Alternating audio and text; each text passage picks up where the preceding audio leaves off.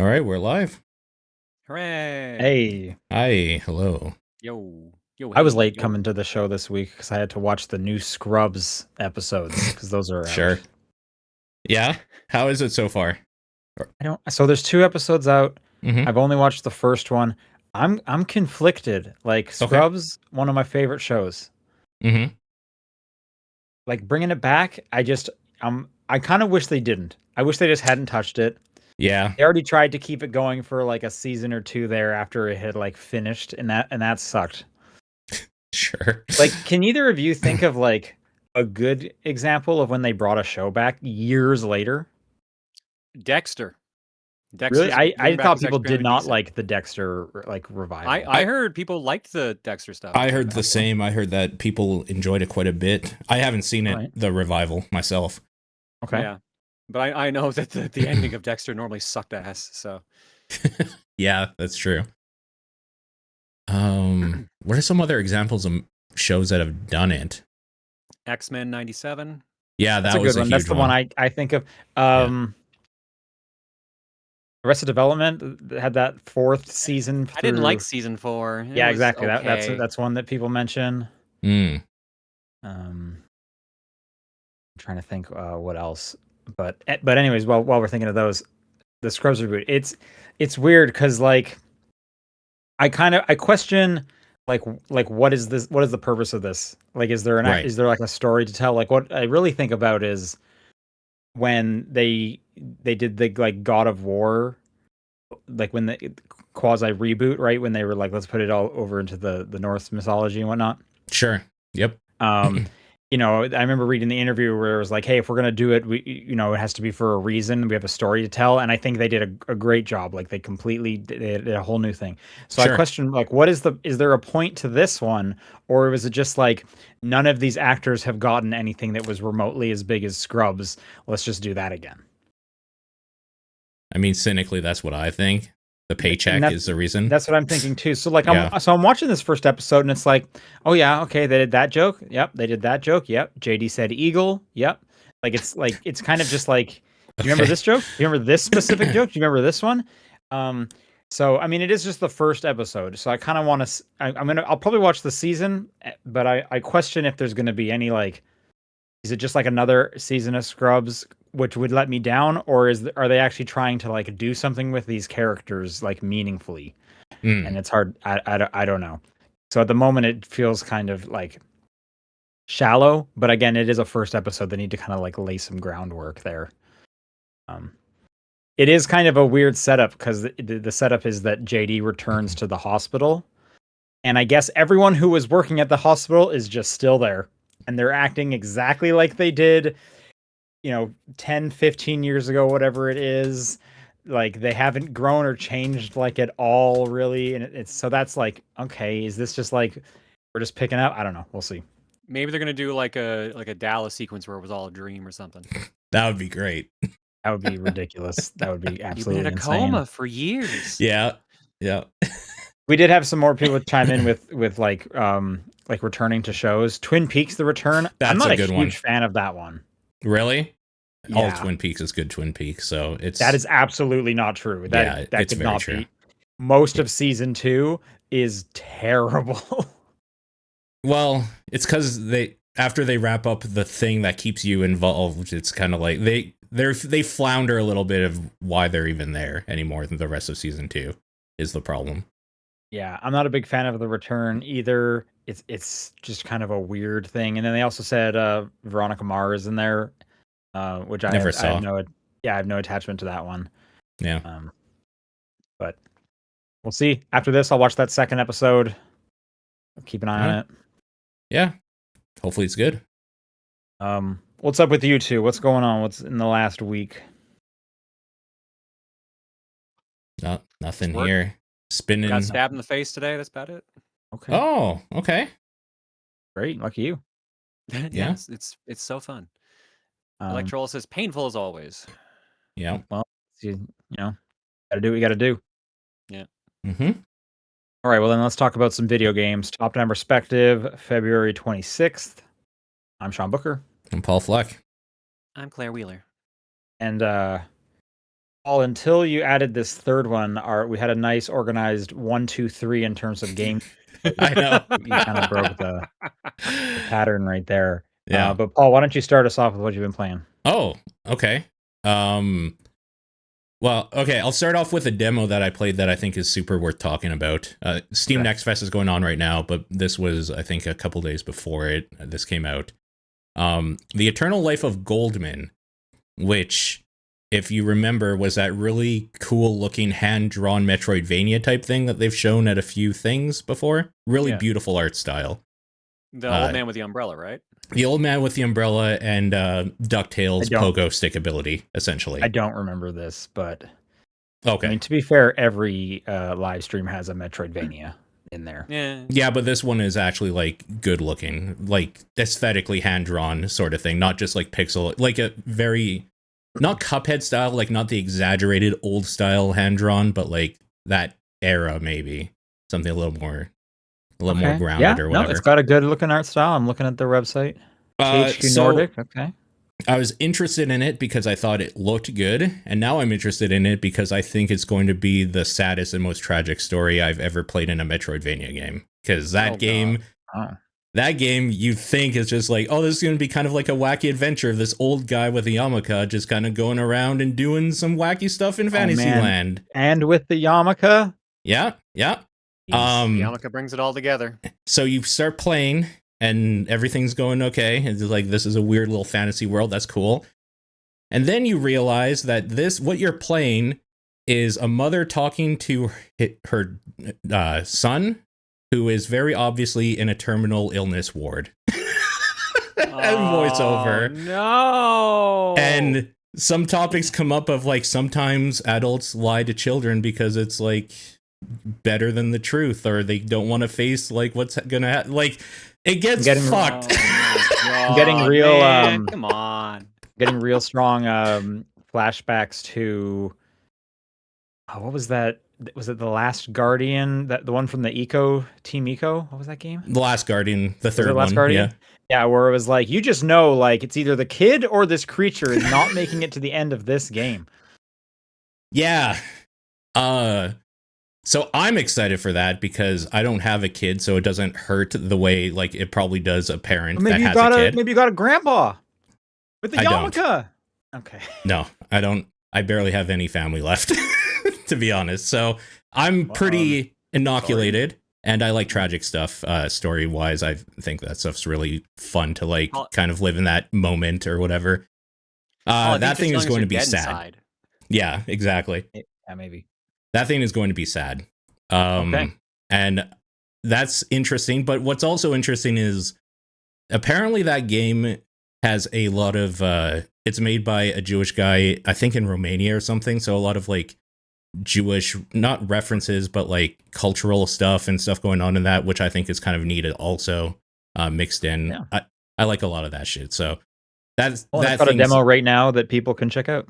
People should check that out. It's about an hour and a half long, so you get a really good chunk of stuff going on in that, and it just seems those characters are fun. A lot of writing, but it's pretty good. I think it's pretty good. I think it's worth checking out. Coming soon. Yeah, I don't think there's any date yet, which is unfortunate. Hopefully this year. But that was a really special little demo, so I think people should check that out. Okay, cool. Last week I was talking about how I was excited because Love Eternal came out. So I played that, and I've been kind of just... Hey, I also played this. Yeah, that's why we should talk about Love Eternal a little bit. How far in did you get? I got to the end of what I'm going to play. So you didn't get to where it changes into a different style of game completely then, yet? No. Is it an easier game? Well, does it change to an easier game? It probably goes back to the like platforming stuff, but right now it is an old school RPG where it's like talk and listen and like read a bunch of text. Oh man, maybe I should play a bit more of this. Like, where did I get to? So I'm trying to like base it on like the achievements, because they kind of mention like where you're at. Like I got out of like LA. Okay. Yeah. I got the birthday scene was pretty recent. Okay. I stopped You're in the part that around there. almost broke me. It was very difficult. Yeah, like it got to the point. For those who don't know, this is like a VVV style game where you can flip the gravity and Yeah. And then much like Celeste, there's these floating orbs where if you collect one while you're in the air, you get like the flip mechanic back. You can do it once per, like, I don't know, jump. Yeah. And then they'll make these crazy spike hallways where it's like you need to flip 8 different times, and so Yeah, you're kind back of like and forth to keep your momentum. balancing the momentum and going around, and it's ridiculous. And I kind of just got to a part where I was like, I don't want to play each room 50 times. I just don't want to do that with my time right now. That's fair. I did want to do it, and I loved every second of it. Not a So second. did you finish the game? No. I stopped playing because more stuff was coming out, and frankly, the only thing I've been into the last 4 days is thinking about Resident Evil. So I just was like, I'm just going to take a break off of everything right now. So I kind of stopped playing games for the last few days in general. Right. I think Love Eternal, if you like pain and suffering, is pretty great. There's a lot of really difficult rooms in that game, but it's pretty messed up. I like passing them. Like, if you played VVVVVV and you remember the, like, doing things the hard way thing or whatever, where you're going through, like, 3 screens and you're dodging a bunch of spikes, that's easy mode. Like, you know nothing until you play this game. Oh, jeez. Okay. So, it's cool. I really like Love Eternal. I like the story stuff that's going on in it. There's this weird, like, eldritch horror thing going on where there's like a god or something that's trying to take over your body, I'm guessing. I can't really tell what the story is, but there is literally a portion where that entity gives you a shittily put together PowerPoint to, like, as an exposition dump, and I thought that was pretty hilarious. The dev of this game has a good sense of humor, so it's been pretty enjoyable. This is like game of the year material for me, top 10 sort of stuff. Yeah, very cool game. I guess I'll see if I get back to it. I got a lot of other stuff I'm kind of playing at the moment, but there's a lot of shit out right hard. Now. You're gonna have to kind of just hit your head on stuff over and over and over. So I think one room took me like 40 minutes. So, like, alone, let alone like the rest of the game or whatever so far. So it's so fun. I love it. It's great. Not like necessarily banging your head against it, but that feeling of when you accomplish it just feels good. Sure, that does feel good, and I like that part. But it's like at some point, it's like I just don't want to do the running on the treadmill of this. Like, I'm just like trying to get this jump down over and over and over again. And it's like I think I'm good. Yeah, that's fair. I like the flow state of it. So just turn your mind off, and that's why I like Meat Boy too, because I will say when you die, there's checkpoints in like every room, and they're pretty good. So you'll die, but it'll start you right in that room immediately. So you respawn fast, so that's good. Yep. You just got to get used to, like, hey, you're going to be in this room for a while, 30 minutes. Yep. Trying to get like this jump down. Yep. And of course, some rooms are worse than other. And it's one of those games where, like, a room that I found really hard, somebody else might not. And then a room I found easy, they might find hard. So you never know. Worth giving a shot, I think. It's only $10 or something like that. It's pretty cheap.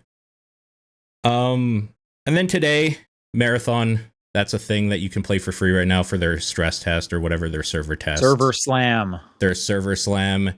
And I needed to know, so I played about an hour of it before we went live here. And that is fast, Tarkov, made by Bungie. So that's, if that's what you want, that's what that thing is. Did you play much Arc Raiders? No, but I think I would rather play Arc Raiders than this, like, any day of the week. Oh, okay. Yeah. I played a chunk of Arc Raiders, had a hard time kind of getting into it. I want to give this a try, so I might as well during this, what is basically a demo. Yep. I'll try it this weekend, but I just didn't get time to it today. Yep. It ran pretty good for me. I played it on PC, obviously. I think the only issue I had, technical issue, is that if I would alt-tab out of it to do something on another monitor, it would, like, take a while for it to recognize my cursor when I clicked back in, to the point where I thought I had, like, crashed the game multiple times, but it just wasn't recognizing my cursor for some reason. Don't know why. Okay. But anytime, like, it was working, everything seemed to work fine. That game has a lot of stuff to read in the items, because there's a lot of items that you can't tell immediately what they do necessarily, like any looting type game, I guess. Well, is it a lot of junk? Because that's kind of what Arc Raiders is. You're I picking up think like so. wires, and there's actually nothing to do with wires until you get back, and You sell them or whatever. or you like combine them with Yeah. some screws to make like a slingshot or something.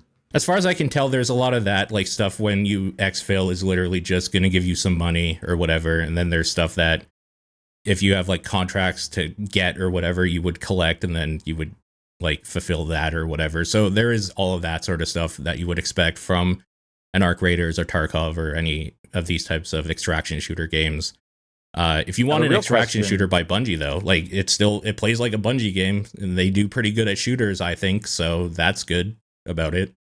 That is enticing. I mean, but the real question is whether or not it has some kind of replacement for Arc Raiders rooster pet you get, where he'll just like go and get you stuff every time you come back from a run, and that's awesome. And so, from what I've seen, no, but I think Marathon might be, at least for me, impossible to play solo because those PvE like robots that you fight around there are fucking difficult. Holy shit, that game is not fun solo. When I started grouping up with randos, had a way better time.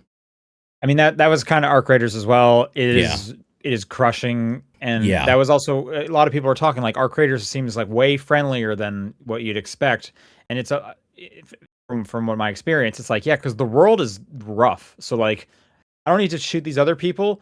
We need to work together to fight these robots because they suck. Yeah, Arc Raiders also has that like vibe coding type stuff that I think is cool too, where it reads that like if you're not an aggressive person that usually aims and shoots at people, it'll put you with other people that actually want a PvE. So like I think Arc Raiders just did that back end thing incredibly well, which I don't know Marathon necessarily will do because like why would you? But everybody I've met so far in the 2 games that I played with people have been cool. So maybe people in general are just being more cool. I would like to think. We'll never know, but I would love to, pie in the sky. It would be awesome if we could somehow be like, what did Marathon look like until Arc Raiders like launched, and then what did you guys like change last minute because you saw working well in Arc Raiders? Yeah. Marathon's just one of those, man. It's an extraction shooter. I think aesthetically, I like how gaudy and kind of like old 90s shitty it looks in a lot of things, but like it's cohesive. I like that style quite a bit. But I think the world is kind of boring. Like anytime you're not in a building, it's just kind of like drab concrete slabs and shitty looking like trees and lands and stuff like that. Like I think the world is kind of boring, but when you're in buildings and stuff, it's kind of okay. I don't know. That thing seems like a totally okay game to play with some buddies, but like nothing special enough that I would say you should probably like actually try it necessarily unless you were interested already. Well, now would be the time to try it now because that's when the demo's up. Otherwise, you'll have to pay for it when it comes out. Yeah. That's it. That's all for me. All right, Claire. Yo, so Paul, so remember how I told you I was probably gonna like Romeo as a Dead Man? You love it, right? I fucking love it. It's great. Okay, awesome. Yeah. The I think the it's things the that game does dumb shit I wanted. I think the things that game does well wasn't enough for me to overlook the things that I didn't like it. But listen, the hub stuff I hate. The other stuff is fine. You don't like the Pixel Hub? You don't? No, like the I hate it. Absolutely hate it. Everything else, I'm kind of okay with, to be honest with you. Yeah, my only gripe so far is probably the shooting. The shooting feels a little weird, and especially targeting the damn flower weak points. The first boss I fought, the flower weak point was on the back, but it was a boss that would never turn around. So I was like, how do I hit this? Yep. I mean, that's just good strategy. If your weak point's on the back, don't ever turn around. For the boss, yeah, it was great for her. It sucked for me though. Yep. Yeah. No, everything about that's exactly what I want is just Suda's like eccentric style. And that's all it is. It's eccentric style for sure. That's exactly what I wanted. And so I'm excited to play through it. I've heard about like there's like 100-question quiz. And if you get one question wrong, you gotta do them all over again. I'm like, that's so stupid. Let's fucking do it. I'm like, yeah, it's great. I'm excited. I have it sitting and installed. It's like my next to play. I just want to like wrap up like a game because I have like 6 going right now. Yeah. Yeah. I will say on the other end of the coin, though, I was kind of disappointed in Ninja Gaiden 4. Oh, fuck. That sucks. I know. I'm really disappointed. It's not a bad game.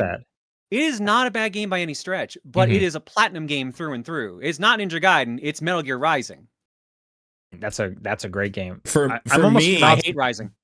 Yeah, for me, I'm down. You just sold this game to me.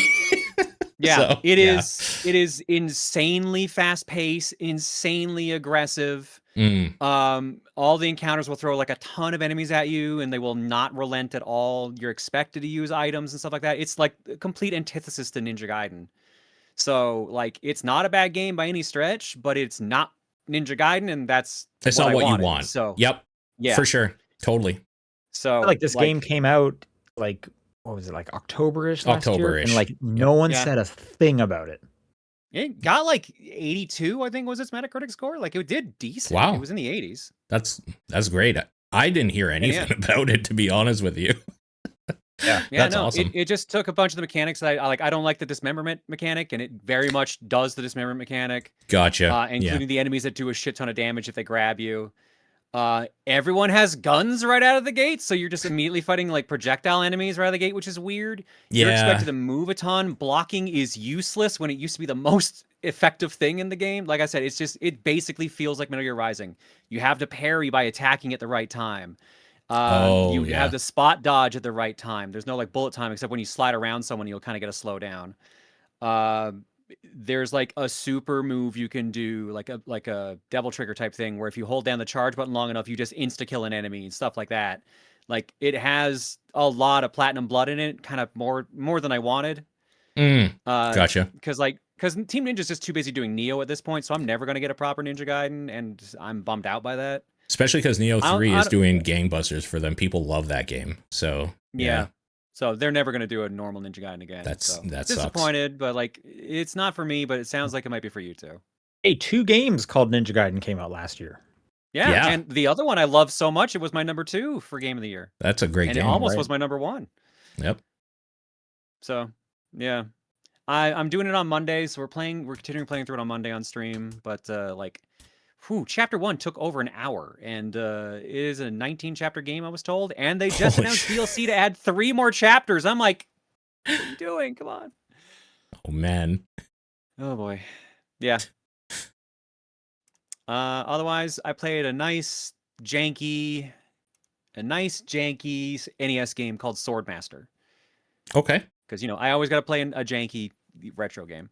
Sure. Watching a streamer friend play it. It came up on like one of those like community request streams. Done by Athena and Activision. It's just like, okay, here's like an Amiga game basically. Like we're just giving you like a giant sprite, and you just gotta hack and slash all these other giant sprites.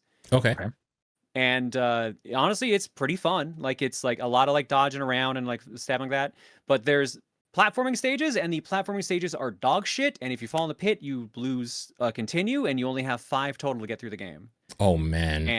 And here's the thing too, the platforming stages have unbeatable enemies that will knock you back like Ninja Gaiden and Castlevania levels of knockback into pits usually. So yeah. Are you enjoying this game? I already beat it. It was like 20 minutes long.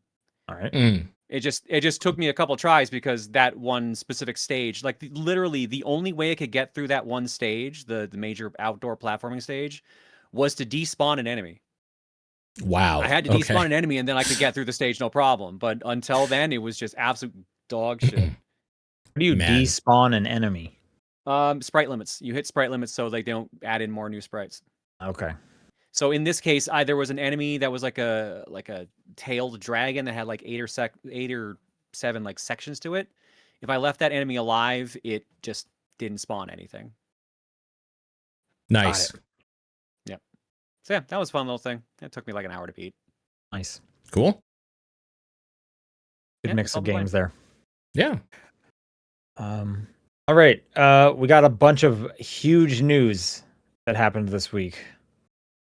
Yeah. Oh, yeah. That's right. Some of that the all biggest happened news, like the day after, right? We went live last week. We'll start with like the big one. I thought we talked about this. Yeah. Xbox's chief Phil Spencer is leaving Microsoft. Yeah. There's a ton of information kind of surrounding this. We'll go through it.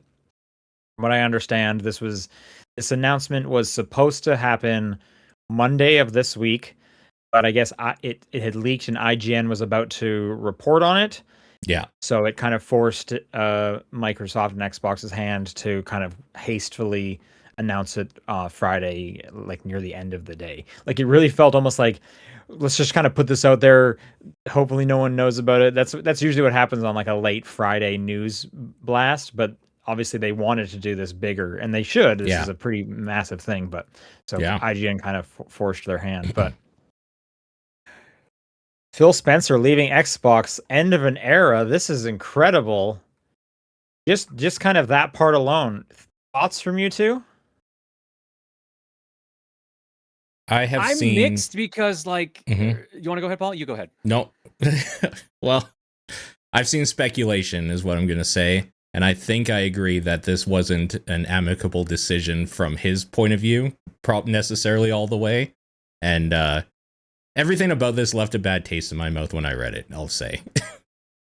Yeah, I think we were basically going to say the same thing. I feel mixed because, like, the Xbox brand has deteriorated significantly under him, but I also felt like he actually had passion for the role. Definitely.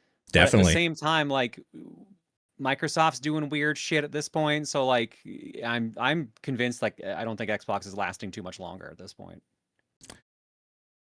Yeah. I think it's interesting. So Phil Spencer has been at Microsoft 40 years, which is crazy. Started there in like 88, I believe, as like an intern. Like you kind of just don't hear that. Like a lot of the times when you look at like the CEO types, the people that Phil Spencer ended up with, it's just kind of like these CEO executives that just kind of hop from company to company for a few years. It's pretty rare, like just bringing someone up through the company. Yep. And he also kind of had the pedigree of like, he was absolutely a gamer. Yes. Very much. Which a lot of the time that's not what you get. Like even if you think about, other people we hold in high regard, like Reggie Fils-Aimé, for example, dude came from Pizza Hut, made the Bigfoot pizza at Pizza Hut. Like, you know what I mean? And I'm not saying you like need to be a gamer to be at the top, and we'll kind of get into that more when we talk about his successor in a bit. But it definitely kind of gave him some cred. I'm not sure if he had that cred to the very end, like you guys are both saying. Xbox was the brand was kind of deteriorating, but like he definitely like knew the importance of a lot of these brands more than like your typical CEO at the top, who's just like a good business person. I think he at the beginning, like he was given a shit sandwich. Of course, he came on after Don Matrick. Don Matrick basically left when the Xbox One launched. Xbox One pretty much kind of tanked Xbox since, and they have not been able to recover even close since. So, whether it's Phil Spencer's fault or whatever, like you're given a shit sandwich. There's only so much you can kind of do with it. And I think about this interview often. Back when Redfall came out, and it was so like poorly received, and Phil Spencer sat down with the people over at Kind of Funny for this kind of in-depth interview about it, where we got to hear a lot of kind of behind the scenes stuff that we don't typically do. And there was a part that he mentioned I think about often is that Xbox lost a really important generation, which was the Xbox One, PS4 generation, was when people's digital storefronts, like their digital libraries really matured, and that became kind of like a core thing for everybody. And similar to like when we talk about Fortnite and stuff, once you've kind of invested in one game, one platform, you're going to kind of stick with that because you want that whole history going with you. So just the fact that they came out of the gate with a more expensive console, it was weaker than the PS4. A lot of people stuck with the PS4 even after the PS3 was the less popular console. They built up that library of games, of digital games, and then that kind of just kept them going. Well, I'm going to keep with the PS5. All my games will keep working. Like, I didn't buy anything on the Xbox One. I didn't have an Xbox One. So I think about that a lot, and it's hard to right that ship. Yeah. So, I'm not saying like he's completely without blame. I just think like he was definitely handed a shit sandwich at the beginning, and there's only so much you can do. He did bring about Game Pass, which I think Game Pass is great. It's the price hikes have made it worse over the year, but Nintendo and Sony were not doing subscription services to libraries of games before Game Pass. Like that was a benefit for everybody, Yeah. And then he also shepherded through the big Activision acquisition, which is going to kind of be his like almost legacy at this point. So, worst case scenario, if Xbox does stop making consoles, is gets out of the console game, like, it pulls a Sega, they are still the biggest game publisher of all time at this point with what they own at this point. So that's that's still something he gets a lot of shit because of all of the layoffs. And he has said before, and I think I agree with him in this, regardless of who's at the top, those layoffs were going to happen. Whether, it's very true. Like whoever's at the top was going to make those layoffs happen regardless. So, it falls to his feet because he's the figurehead there. But I don't think it was like him being like, I just love laying people off. No, it's my favorite thing to do. I think people sometimes forget that everybody has a boss at the end of the day. And just because he's the front face, he has people he has to answer to. And the people that make those shitty decisions, you'll never know their name. There are a bunch of no-name people at the top that tell the people that we know what to do, right? Like from a business perspective, like they've got lines on the board and it's like, hey, if this line crosses this one, our only option here is to like do this or whatever, Yeah. Okay, let's continue with the news story. So So Phil Spencer is retiring. Sarah Bond, who was kind of his right-hand woman for the last 5-10 years, whatever it is. I understand her kind of whole thing was Xbox cloud gaming. That was kind of her baby. The Xbox, everything is an Xbox. Let's put Xbox everywhere kind of thing. That was what she really shepherded. Yeah. It seemed almost like, the subtext everywhere is she was going to be his replacement. And when she wasn't of Xbox, even acknowledged by anybody except Phil after all of this. So yeah, something went down there with her for sure somewhere. Right. So the news part of it, Xbox, Phil Spencer's leaving, Sarah Bond also leaving, and then Matt Booty, who was kind of the third of this kind of trifecta at the top of Xbox, he's getting promoted. He's not taking over Xbox, but he's going to kind of be the like right hand person to Asha Sharma, who is the new head of Xbox, who comes from Microsoft's Core AI division. Right. I'll pause there for you guys to give some thoughts. I believe so. In my headcanon, something was going to be changing, and they told Phil, you can either go with it or we can part ways now, because he's said in the last few years that he doesn't know how much longer he has or blah, blah, blah, or whatever. So I don't think it was fully amicable, but I think that there was something on the table, and Phil either disagreed with it or like they were going a different way and they were cutting ties. And Sarah maybe just didn't want to work under that Xbox, because Xbox is going to be changing dramatically with this change, surely. And I don't think she just wanted to be a part of that, is what my assumption is. I believe you put it as they're fucked. Please expand on that. There was an article going around, and I can't find it at the moment. One of the original founders of the original Xbox brand commented, and he said, "This person's definitely being brought in to sunset." Yeah, you're speaking of Seamus Blackley. Yes, that's who the quote is from. Yes. Yep. One of the original Xbox creators for sure. I think they're correct. What makes you say that? Why do you agree with that sentiment? It just seems like there's been such a lull in like big hits and like big like first party titles for Microsoft. I know we've got like the next Forza Horizon coming and stuff like that, but it just doesn't feel like they're doing as big of a push as they have anymore. It felt like Xbox production, despite owning so many studios, has slowed down significantly, to a point where I'm convinced that it just feels like they're trying to wind down the brand a bit. And I could be entirely wrong, because we did just get the ROG Ally recently.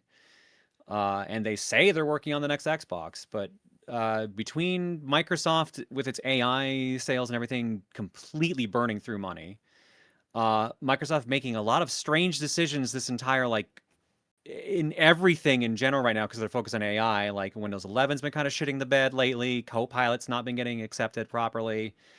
I just think there's going to be like a major complete change with Microsoft in general, and I think that Xbox is going to get the cut. Yeah, I think some of the things I read that lead people to kind of believe what might be happening there is sunsetting is apparently this Asha Sharma's history kind of shows that she moves around a lot and has not sunsetted things before, but has not stayed around. So why would you put somebody in that has kind of a history of coming in, fixing quote unquote something, and then taking them out for another thing if you weren't planning to make some big change? And people are assuming, I think, that Game Pass is the kind of big thing that they're going to fuck with, right? I think that's what I've been reading is the rumor that people think is probably going to get the big cut somehow, although nobody really agrees with how, if they just sunset that completely, which I think would be insane at this point. But I feel like if they sunset Game Pass, then like that's like the thing that's bringing in the most money for them currently. Yeah, probably just roll it into like what Xbox Live Gold used to be or whatever, right? Probably just a subscription service, but not this thing that like gives you a catalog of new games necessarily, is what I would assume. But I mean, it's all speculation, right? Like, we don't know. Yeah. So yeah, like you said, Asha Sharma comes from Core AI. Before that, she has kind of bounced around Meta, a few other places, a few years. She is kind of the executive type I was mentioning, where kind of hops around and kind of leads from like an executive team level, various different companies. Doesn't seem to have much of a gaming background, which again, that you don't need to. Like, even Sarah Bond came from T-Mobile. I told you Reggie comes from Pizza Hut. Like, yeah. So I've been seeing plenty of people online kind of giving her shit about that, but I think that's just like I think that's just silly. That doesn't bother me at all. And I think it's just a lot of people being so used to Phil Spencer, who, you know, he's coming out with the T-shirts on. He's talking about how much he likes games, and it's just a complete different from that. But that's kind of the norm for the most part from in these businesses. Yep, for sure. She kind of put out an article, or not, I guess like a letter to the staff, which obviously she would know would go public, talking about kind of her like core vision for a lot of it. It's all a lot of hand waving kind of stuff that you hear during kind of acquisitions. We're going to double down on what's great. We're going to reinvigorate Xbox, which who knows what that means at this point.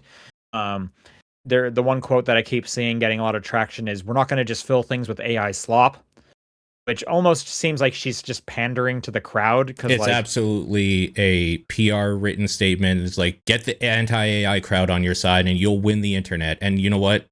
It's right. It worked. People are talking about it.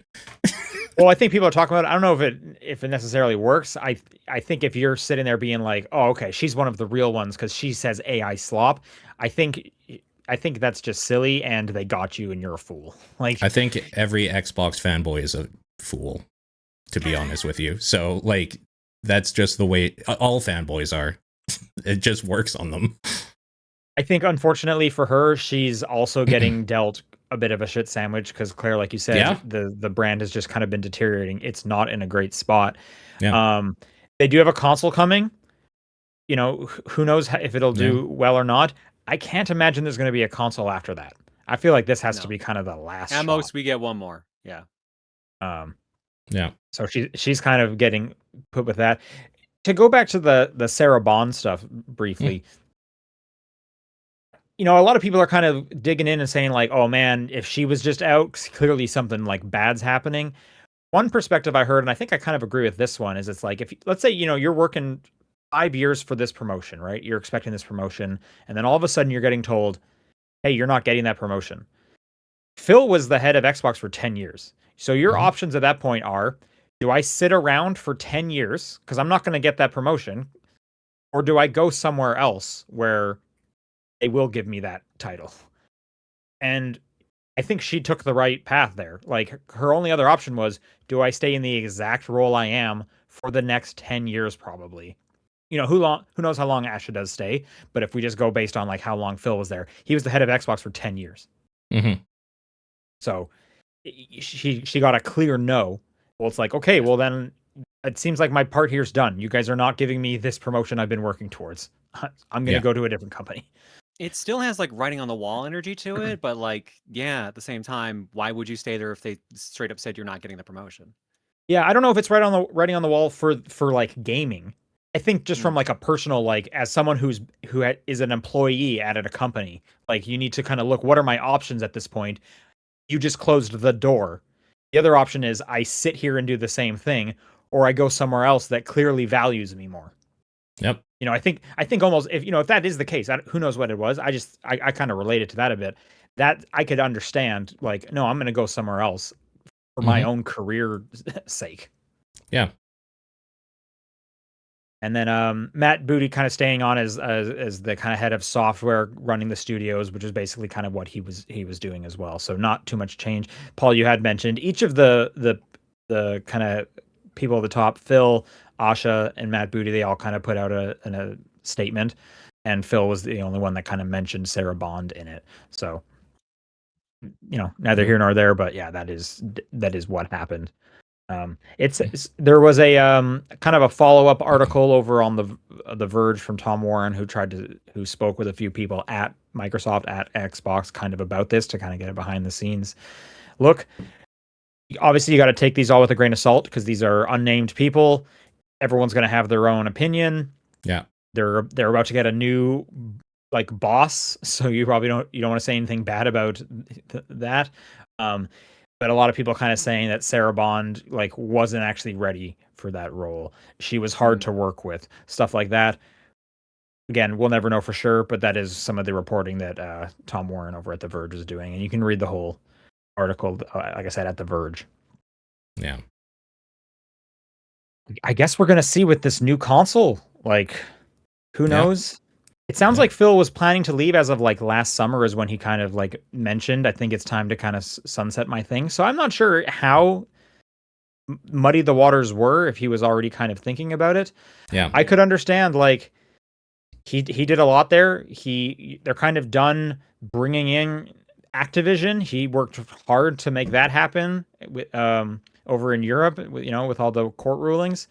And if you're there for the next launch, you're kind of signing on for a whole big project, a whole nother generation at least. Yeah.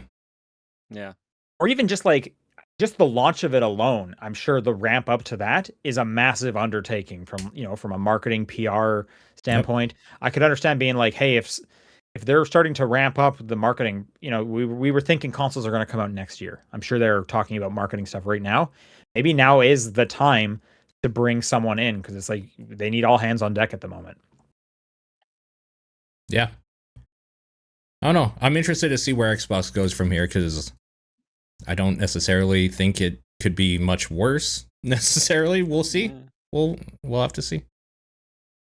I'm curious what happens, because Sony already announced PS6 is getting delayed by a couple of years. Microsoft presumably is going to have to deal with the same thing as well, right? Well, I don't think Sony's announced that. There's been a ton of speculation that that wasn't. I thought that was official. No, because we don't even have an official release date. It was just kind of a lot of things pointing at next year, and then we're hearing reports that Sony's thinking about pushing it back. Yeah. Well, likely if the reports, even if they have a kernel of truth, that probably means Microsoft could be thinking something similar, because between the RAM shortage and the hard drive shortage at the moment, doesn't seem like a good time to do new tech. I agree. No, I'm sure they're going to try and launch simultaneously like they always do. So I would think that's the exact same case. The one last thing I kind of wanted to mention about kind of Phil's tenure there and whatnot is, and that does give me a bit of worry, is he had the kind of the gaming know-how. He had the attachment to a lot of these teams. Mm-hmm. Bringing in just a kind of another executive type who doesn't, is when I'm sure we're not at the end of cuts. We're not at the end of studio closures. It doesn't seem like they're slowing down. No, it's just starting now. I would have assumed. Yeah. When they're in those boardrooms talking about it, he can at least be no, hang on. This is why this studio is important. This is why Halo matters so much. And if you kind of don't have that history, you're quicker to cut those people, cut those studios, cancel those games, because you can kind of only look at the money and whatnot.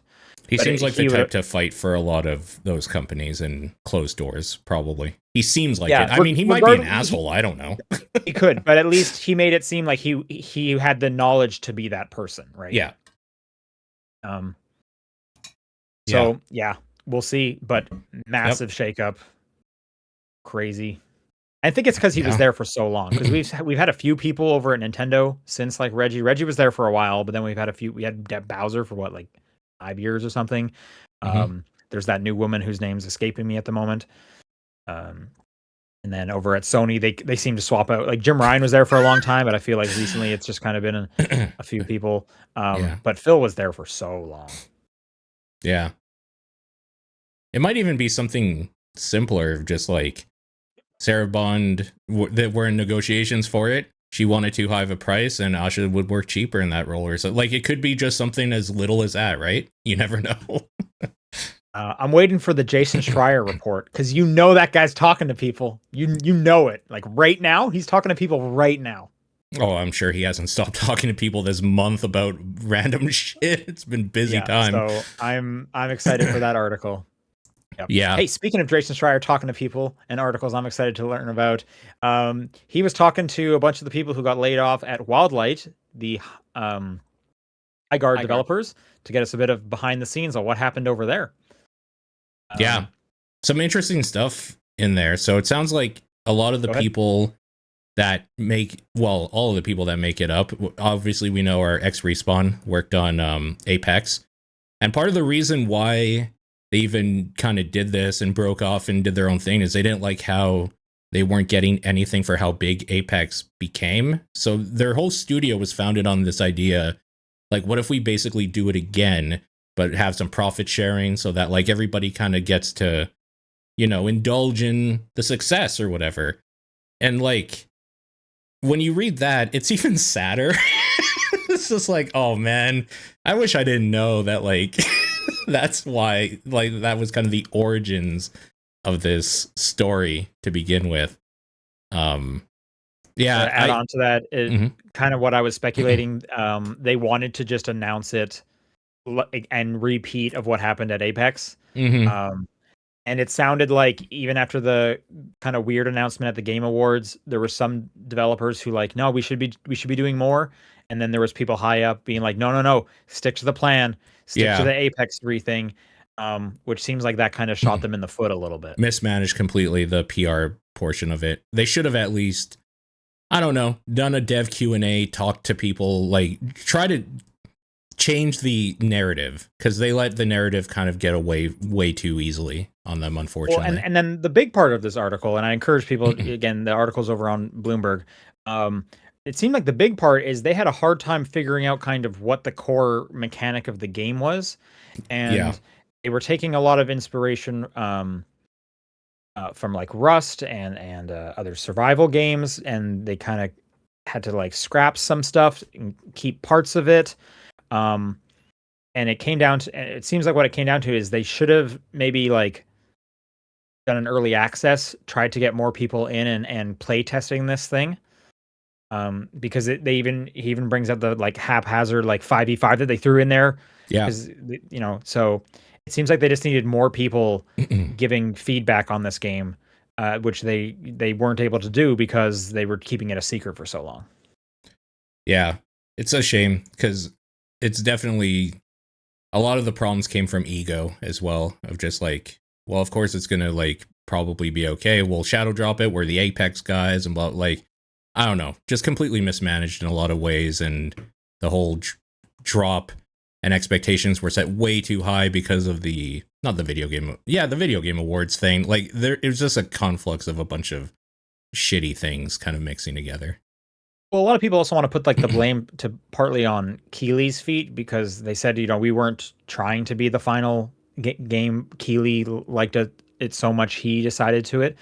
It's like, games are so hard to get eyeballs on. If you get any space at the Game Awards, you're taking it. If you get the last spot, of course you're taking it. Even if you think like it's a bad idea if we take that last spot, you're going to have the most, like, you still take it. That's like the most eyeballs you could possibly get on your video game is at the Game Awards. I think it's really easy to just say that like Keighley set up expectations and that they could never reach it, but problem is so they never really tried to change the narrative at all. People started saying, oh good, like another Concord or whatever, and they just stayed radio silent until release. Like, you can't do that shit, man. You gotta get, it's like, okay, we have millions of people looking at it now, we have to try to control the messaging a little bit because it's going out of control. Well, and again, as the article kind of points out, they had a ton of people playing it at the very beginning when it launched. Yeah. I think they were in like the 6 digits, but then they lost like 90% of that within like a week, and it just came down to people were not enjoying the gameplay of it. Yeah. So it's not even so much an issue of like we never got anyone in there playing. They clearly did, but they couldn't keep them, and then that's the main issue. And then this article even goes into kind of why it was cut short so fast, and I should say cut short. Why so many of the devs were laid off, because you can still play this game. At the end of it, they do mention they are still tooling with it and hoping to kind of turn things around. We'll see if that happens with only 10% of the studio left. Yeah. But it sounds like Tencent backed the game, and at least the people Jason spoke to, they didn't know the exact financials of it, but what the speculation is there must have been some kind of like, you are not having enough engagement with the thing, so we are cutting off our revenue. And then that kind of forced them to like, well, we cannot staff these people, when originally they were planning to staff them for a few months out. Like they assumed they had this cushion regardless of the players, but that part's still a little up in the air for what's going on. Yeah, I mean, it's unfortunate. And like, I don't want to like shit on their grave really, but if they had made a better, more compelling game in the first place, like I think they would have kept a lot of people. Like they had a lot of people play it, and you were always going to get shitty people that hate on it for whatever reason. But if it was a better game, people would have stayed. Like, I'm sorry, that's at the end of the day, it was just a mediocre game at best. Speaking of people getting laid off, Eurogamer got cut a whole bunch today. It sounds like Eurogamer lost a bunch of their editors and their entire video team. Oh. Eurogamer is owned by IGN, who's owned by Ziff Davis. I read this today, actually. Yeah, okay. I didn't realize it was Eurogamer. I just kind of read like a throwaway tweet or something about it. Okay. Yeah, so fortunate to them.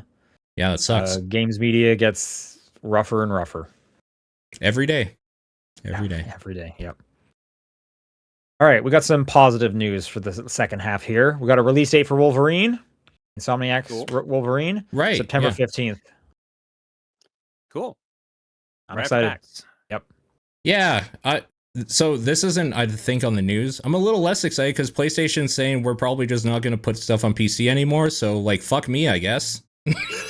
I had briefly buy a PS5. Yeah, right. There's so much going for it right now. Like the inevitable price increase that's probably going to come soon because of the RAM shortage. Yeah, right. Exactly. I'm waiting for the Switch 2 to go up to be like, yeah, I made the smart move to be a day one investor. This thing I only use on streams. I wonder if any of this has to do with like, they see Microsoft kind of like not in shambles, but falling a little bit. And they're like, we can maybe pull this off again. The only on PlayStation tag comes back. I wouldn't be surprised if they're suddenly like, yeah, let's get rid of the whole like pesky cross-platform play. Because they were the ones that resisted it for the longest time too. Yeah. So I almost wouldn't be surprised if they tried to do that. I did see the report you were talking about. I think it was actually Jason Schreier on his podcast. It was what I was reading just before this. I didn't have time to kind of dig into that. I would be shocked if Sony stopped putting their stuff on PC. They're already doing it like a year later with the delay. From what I understand, those sell very well when they do that. Okay. I do have a little more background on this, so I'll just say what I've seen, because this was like literally in the last hour or two before we went live, so it's very last minute. Schreier did say it on a podcast, and then when people were kind of giving him shit about it on socials or whatever, being like, just saying like edgy stuff to get people riled up, he kind of shot back with a, like, it's not just me saying random shit, I just haven't had the time to put together the full article yet. So he knows something, obviously. Sure. And it's Jason Schreier. He has plenty of contacts that make me believe. He knows everyone. It makes me believe he knows at least something what's going on. And it sounds like the idea is that PlayStation might be putting their single player type stuff only back on PlayStation because financially it does like less than 2% of their full sales across the board for those games accordingly. Oh, so they apparently they might not think it's worth it, to which that pisses me off because it's like, well, yeah, because anybody that cared bought it the year before when you released it already. Like, you're going for scraps on PC. Release them at the same time and see what happens. But of course, they don't want to do that because they put so much money into the PlayStation 5. So, like, why would they want to do that, right? Yep. Yeah. Yep. That's a good point. So that might be something actually being coming up or whatever, because Jason Schreier said it, and frankly, he probably knows something is going on, but maybe not specifically yet. And Wolverine is probably going to be one of those. I'll read that article next week. Yeah, that'll be interesting. Right. Yeah. Again, I would be shocked if that did happen, but I mean, weirder stuff has happened. Who knows? Yep. Let's talk about new Radical Games. Okay. So this is I guess this is the studios behind games you may have heard of, such as Prototype and Simpsons Hit and Run. Great games. These were Radical Entertainment and Hothead Games. They have basically kind of combined to form new Radical Games. They haven't really like announced anything. There's a lot of people being like, "Oh shoot, maybe they can do something with these IPs." I think people need to slow down a little bit. Those IPs are like owned by like Disney. Bring back Death Spank, you cowards. They don't just get to like hang on to the IPs forever. Like but that would be very cool if they did something with both of those games again. Like even like remasters. I don't know. What do you guys think? Yep. I'm in. Surprised because didn't like Radical shut down in like 2010? Like it's been like 15 years. I'm just surprised it took this long for them to come back. Yeah, so here in the article I'm reading, Radical Entertainment was formed in 91 in Vancouver. It was acquired by Vivendi in 2005 and by Activision in 2008. By the end of 2013, the studio had essentially closed in all but name. Yeah. The Canadian government dissolved its incorporated status. Holy shit. Okay. Yeah, they were completely killed off. And then, as Paul mentioned, so Hothead Games, also a Vancouver-based studio. They did the Penny Arcade Adventures games. Remember those? I do. That's a bygone era. Like, wow. Rain Slick Crucible of Darkness. Yeah. Could you imagine in like 2026 a webcomic-based video game coming out? I'm in. Yeah, let's do it. Just absolutely not. And then Death Spank. Death Spank. It went bankrupt in 2024. That's not that long ago, all things considered. It's pretty good. That's very recent, yeah. Yeah. Anyway, so they formed this new studio called New Radical Games. Again, they haven't announced anything. They probably don't own any IPs really, except maybe Death Spank, because who wants the Death Spank IP? Oh, they own Scarface The World Is Yours. There was something a few months ago where somebody like did up a fake Steam page for that, got everybody excited, and it was like just something. Do they own it, or is that just another thing that wouldn't that be Vivendi again? Oh, maybe. Yeah. That's just another game they've worked on. I mean, they've worked on, and a lot of people are also excited about the Incredible Hulk Ultimate Destruction. Sure. Yep. But again, these are all licensed IPs. Yeah. Like Disney has these, like, you know what I mean? Like, yeah. The next version of Wayne's World. Yeah. That's a classic, as in it's dog shit. Hire those ex Bluepoint guys, put them in there, and start remaking. They can remake Mario is Missing for the NES, because Radical also made that. Hell yeah. So we'll have to see if they announce anything. Yeah, true. We got a new Overwatch branded title that is, I believe it's actually out in some territories right now. Overwatch Rush, a top-down version of Overwatch. Oh, I'm so into that, actually. Holy shit. Mobile. Why not? Oh, mobile? Okay, never mind. I'm out. Well, maybe it's one of those things where it's like mobile and there's a PC version. I actually haven't looked too much because it's not out here yet. Let me see. Yeah, I'm going to check the BNet right now, see if it's on there. It says Overwatch Rush is an entirely new game, not a port, but specifically for mobile players. So maybe there is no PC image version. is very much a mobile phone. Yeah, there's nothing about it on the BattleNet either. So okay. I think I saw that it's out in the Philippines for like previewing. So they're they're testing it in smaller markets at the moment, but it's got a good look. Like I'll maybe I'm sure it's free to play. Overwatch is free to play. I'll download this and like give it a try. Why not? Yeah, true. You checking out? You using your Filipino phone to check it out? You know it.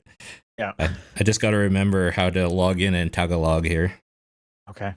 A couple smaller stories here. Summer Game Fest officially announced. We got the dates for it. The live show is happening June 5th, and then the play days, that's with all the demos and stuff, will be June 6th to 8th. So look forward to that. And then last one, this is mostly just for me. Red Octane has announced Stage Tour, their Guitar Hero successor. Ooh. Okay. Wow. Uses the guitars because guitars have like slowly been getting released. Sure. But yeah, this is coming from Red Octane, new rhythm game, Stage Tour. Let's do it. Let's go. I'm in. It's on Steam. Let's do it. Yep. Let's do it. That's right. All right. That's going to do it for news, which brings us to video game crimes. Oh, yeah. Dun, dun, dun, dun. Yeah. Keep going, Claire. You got the theme we're still song. not used to this yet. Yeah. Video game crimes are a recurring segment where we highlight and pass judgment on possibly criminally bad game design with the hopes of fixing video games. Mm-hmm. This one comes from Kimberly. This week's crime, not being able to max out the skill tree. We see this in Donkey Kong Bonanza, apparently Persona 5 Strikers and Tactica. And in Miles Morales, you need to go into New Game Plus in order to max out the skill tree. So I ask the two of you, is not being able to max out the skill tree by the end of the game a video game crime? I hate it. I'm not sure what they mean with Bonanza because you can max out that skill tree. It just takes a shit ton of grinding. That's fun.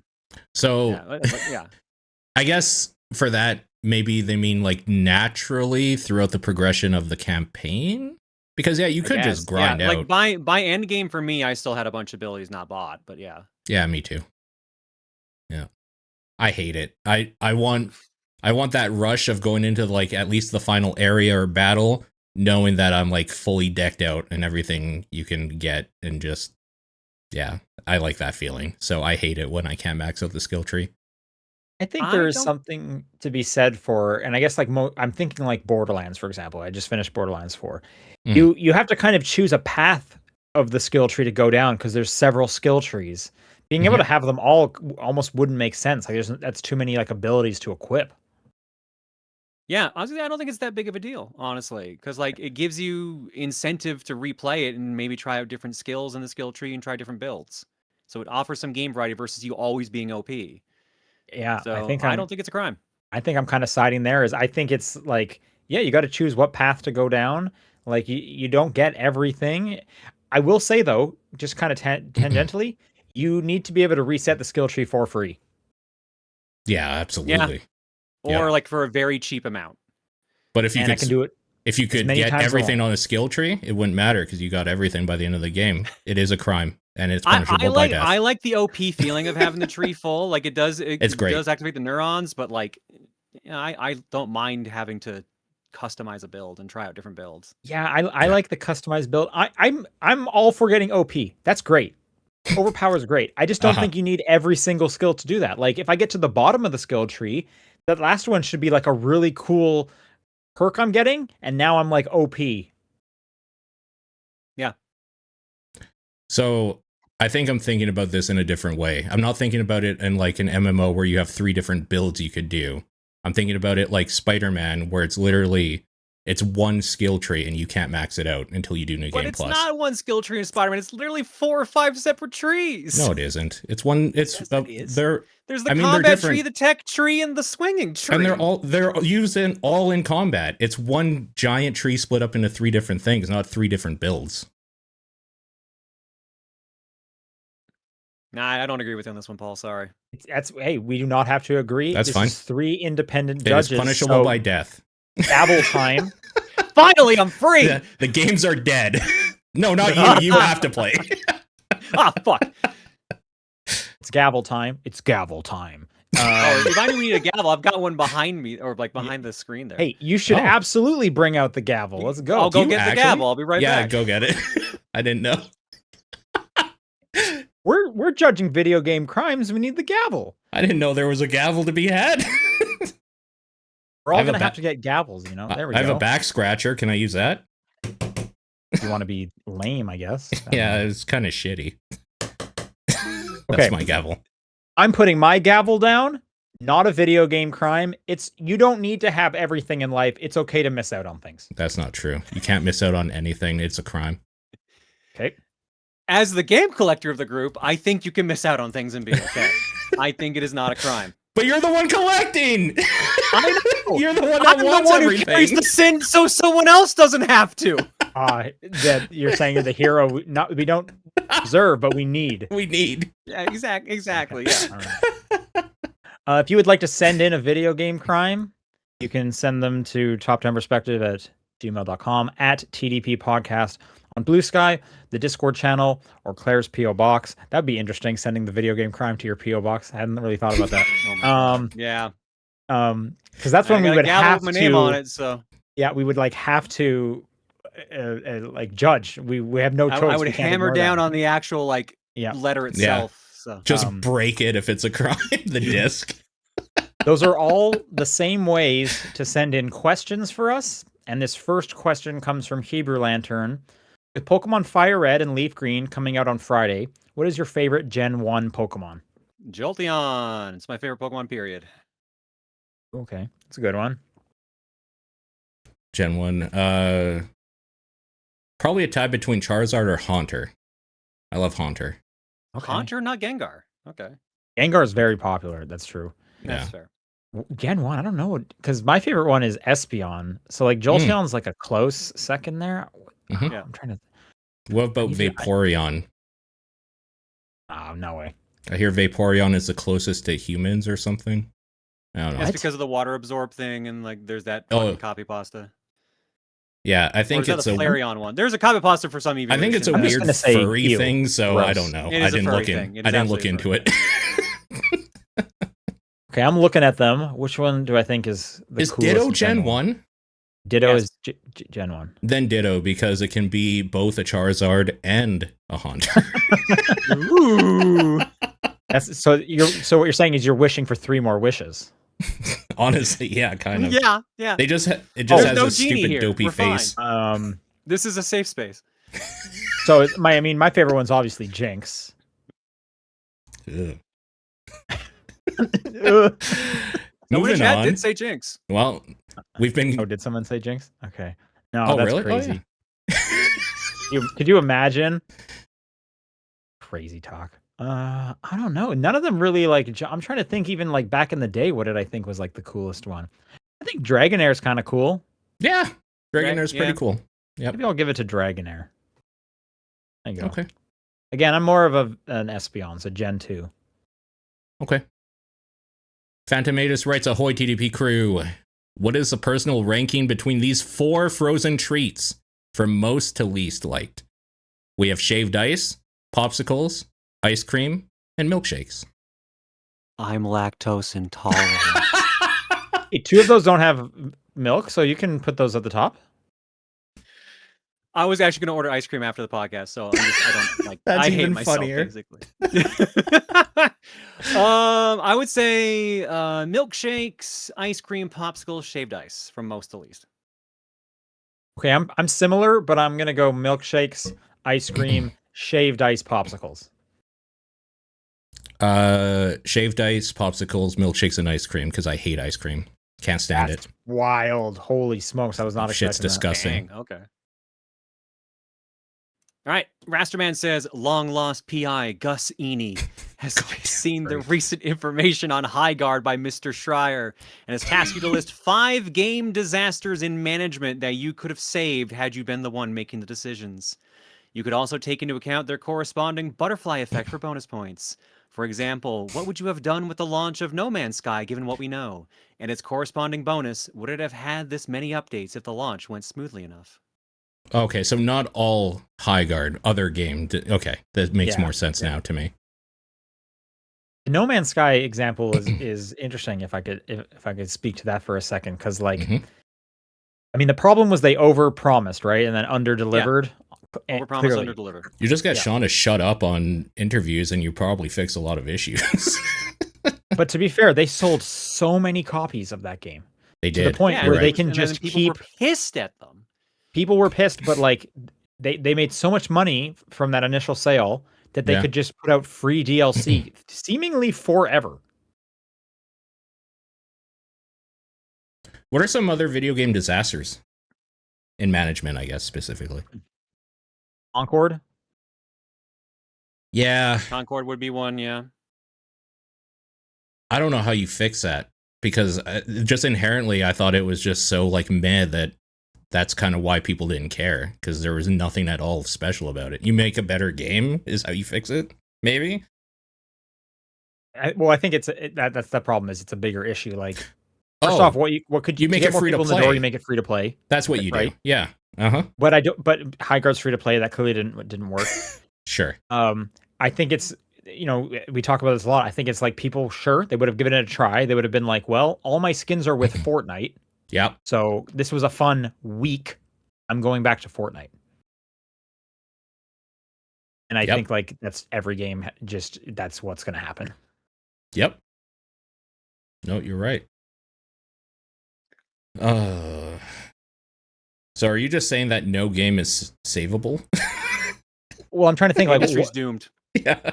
Honestly, at some point, like if you're a shooter, you're going up against Fortnite, aren't you? Yeah, like for multiplayer stuff, for unless you're like Splatoon. So I guess, but is that only because of the platform split? No, it's because of the gameplay split. Because it's not about talking about shooting other people; it's about shooting the floor. It's nice and goopy. It's just satisfying. I would have sworn, didn't Fortnite actually do a mode like that? Probably. There's like a lot of custom modes people can make, and I'm sure someone has made Splatoon in Fortnite. Hey, I loved Foam Stars, but nobody else in the world did, and I understand why. Ooh, I forgot about that. I get it. I loved it.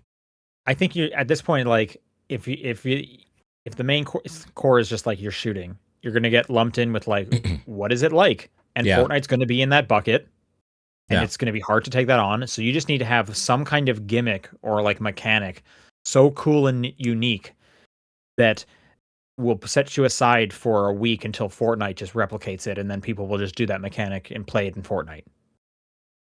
So. Like, games are screwed. Yep. Oh, Lawbreakers. Man, that's a name I haven't thought of in a long time. Okay, actually, here's a, I don't know if it's like a disaster. Okay. But here's one that I'll pitch to you. Yeah. Payday 3. Oh, okay. Well, not changing. So what I would have done is not change how that game plays completely, and basically just make Payday 2 again in that new engine. And I think, and I would have tried to make it so that not right at launch, but the problem is that we would like put those maps somehow to work in that engine eventually throughout time, or let people do it for us or something, like with mods. That game changed too much and didn't give enough support, because there was like months where it just didn't give you fuck all. It lost its player base basically after a few months, not immediately. Was the problem with Payday. Do you have a disaster that comes to mind, Claire? No, I'm trying to think of it, and I got nothing off the top of my head. How about you know Redfall? What? Actually, no, Redfall would be a good choice. I was gonna say anything Peter Molyneux did. Yeah. How about Curiosity, the Cube? Yeah. I don't know how you fix the Cube, because it was just kind of like a weird social experiment. Stop letting Molyneux advertise anything. I think you give the person that won that or whatever an actual prize, and not just like string them along for that. Wasn't it Goddess they were supposed to like be able to do something? I mean, I think they were going to earn like money off the sales of Goddess, which did that even come out? That was the problem, is I think they were going to get stuff with Goddess or some kind of like control of Goddess when they were playing it over, but that game didn't like launch. Like they couldn't finish developing it. So just give him like $5,000 or something. I don't like make it a tangible reward that you could actually give. Maybe. Which was it? Sword and Shield? Which Pokemon game launched and was like so broken and bad? That was, Or was that Scarlet and Violet. Scarlet and Violet. Okay. How do you fix that one? They already did. It's called the Switch 2. Okay, so just release a whole new console 3 years later or whatever it was, and then they should have just held it for 3 years. Easy. Yep. I do think that was. I remember hearing one of the issues was like, Game Freak doesn't get to choose kind of like the release date times. These are all tied to shows and cards and movies, and it needs to come out. There is no delaying a Pokemon game. Yeah. That has to change, or should rather. Well, I think should is the right choice because that thing sold tons. Yeah. So as far as Nintendo is concerned, nothing needs to change. All right, last question from Ranger Pat. With the new Teenage Mutant Ninja Turtles set in Magic the Gathering, which releases on March 6th, are there any other crossovers you'd like to see in games, TV shows, or movies? How is there not a Mega Man Magic set yet? What the fuck? Ugh. Okay. All the different bosses and stuff? Yeah, there's a lot of different robot masters you could do. I understand that Final Fantasy 1 did so well for Magic the Gathering. Yeah, I'm not surprised. To be fair, a lot of those cards looked amazing. These Ninja Turtle ones look real good too. I feel like there is already something for each one of these fields. Like in gaming, there's Fortnite. In TV shows, there was Captain N, and in movies, there was Ready Player One. Right. Well, I think they're saying like, what's a crossover you'd like to see? It doesn't need to be like a big old crossover. If we're sticking with Magic for a second, I think like an Elden Ring one would be awesome. That'd be cool. Yep. Yeah. And even now with Night Rain, you have straight up classes. You could just make each one of those characters a card. Yep.